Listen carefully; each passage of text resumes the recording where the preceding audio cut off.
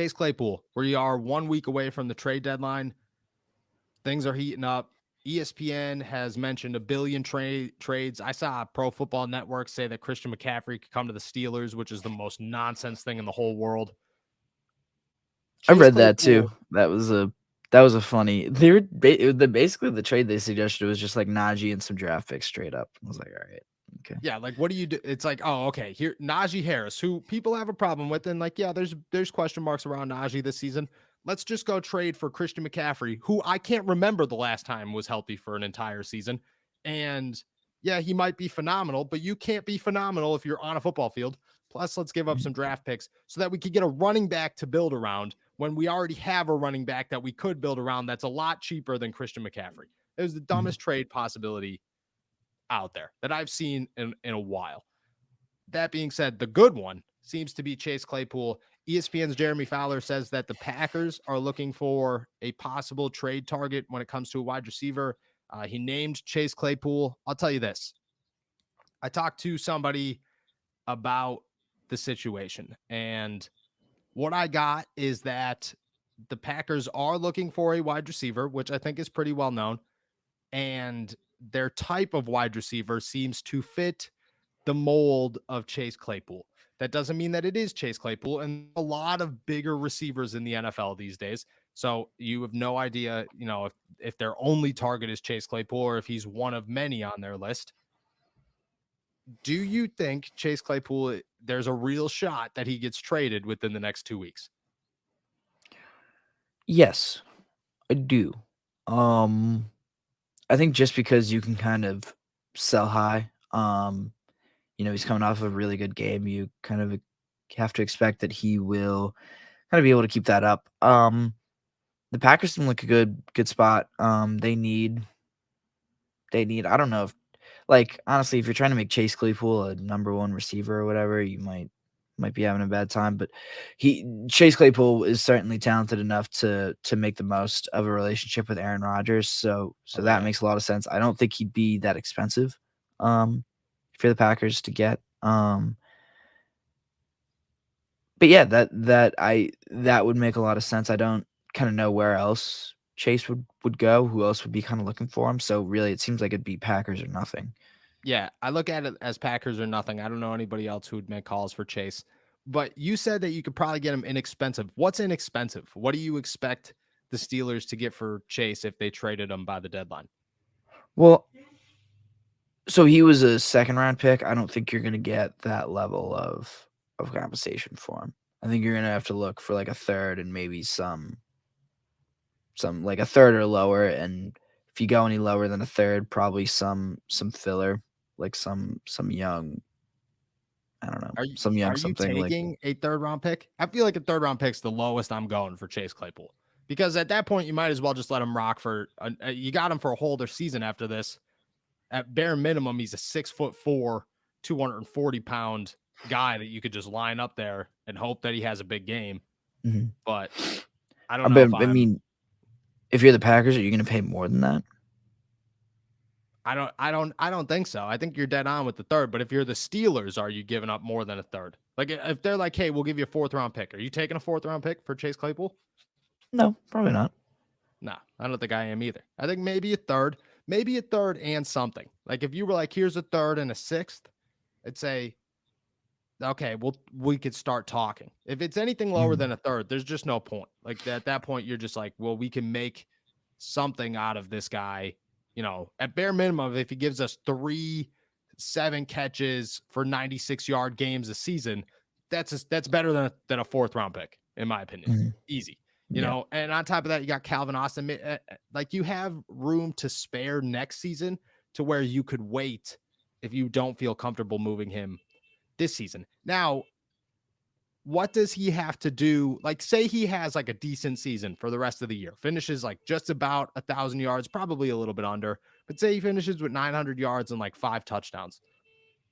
Heading into the final year of his deal next year, do you think that you could actually get good compensation for this guy in the offseason? Or is that at that point, you're just like, we've waited too long? Oh, no, I think you absolutely could. If he climbs up to 1,000 yards by the end of the year, you'll have a ton of people looking for him. That's a well, I guess it kind of depends on what money he's looking for after that contract. Oh, definitely big money. Definitely big money. But like, Yeah, what do you because have to like? You can't like. There's no way he's getting more than Deontay. You know, like Deontay's no, 13.5. There's no way he's getting 13.5. I would say 11, like $11,000 over oh 2 years, yeah, if that, $22,000 or $22 million deal.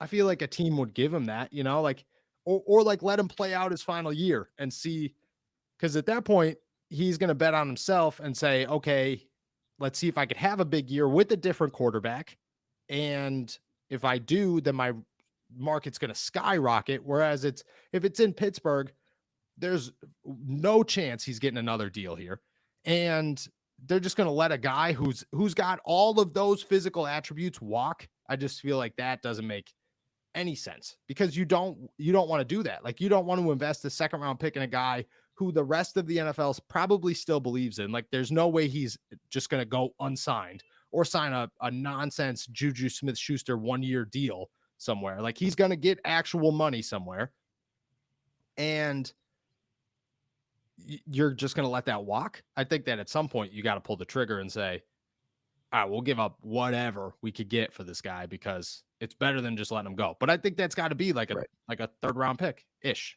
yeah, maybe yeah, you higher. definitely can't let him walk for nothing.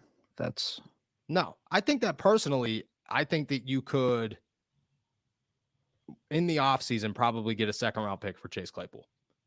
I think closer to the draft, depending on how the wide receiver class looks, especially if you wait till draft night and guys start coming off the board. Like Marquise Brown is my perfect example. He should not have gone for a first round pick. Should not have gone for a first round pick. The dude did nothing in Baltimore whatsoever. And he was a great college wide receiver, no doubt, but so was Chase Claypool. And then he went to Baltimore, didn't fit into the scheme, did nothing. A little bit of a different story, because I think Chase fits into the scheme. He just doesn't play it well. But I think this is the first year that he's fit into the scheme, because I don't think he was an outside guy. And he's gone through 3 quarterbacks in a matter of 7 weeks. So it's tough to say like, oh, all the elements are adding up for Chase Claypool. Like, I think there's enough excuses there for Omar Khan to convince somebody, hey, you know, this guy's got a lot of upside. Maybe you toss us a second round pick, and, you know, we'll send him your way for like Chase in like a 5th, you know? mhm, And I mean, Chase Claypool, you could go get another Chase Claypool in the second round. You could get a George Pickens in the second round, which is way right. better than Chase Claypool. Mhm, I think if you wait till draft night, that's where you go. Plus, like, you don't want to give up on the season this year, yeah, and you're not yeah, ready to do that. yeah, and I don't think Chase is gonna tank his value at all for the rest of the No, season. I'm kind of counting on him playing maybe not at the level that he did against the Bucks, but like similar, like around that level. Like I don't like he's not gonna play so poorly that he, you know, seems unplayable or like that no one wants him or that his trade value really tanks that hard. exactly. The last 2 weeks, Chase has gone 5 receptions for 50 yards and 7 receptions for 96 yards. So, like, he's on the upswing. He's Mhm, definitely heading in the right direction.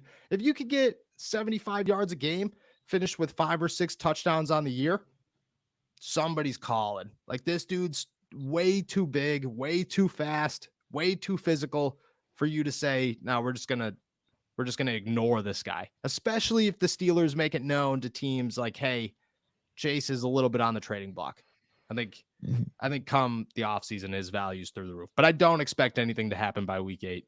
I just look at it like, unless Green Bay calls and they're like, we'll give you a first round pick or a second round pick, you know, I just think that at that point you're not willing to send Calvin Austin out there and be like, hey, you are our slot guy. You haven't played a game yet. You haven't practiced in almost 2 months. Mhm. Go ahead, go fill the role of Chase Claypool. Have Go fun have with that fun. one. Yeah, like, that's just not going to work out in anybody's favor. It's going to put unrealistic expectations on Calvin Austin. It's not a good move for the Pittsburgh Steelers. So I think that Mhm. they sit on it unless something crazy happens, and they just let it rock.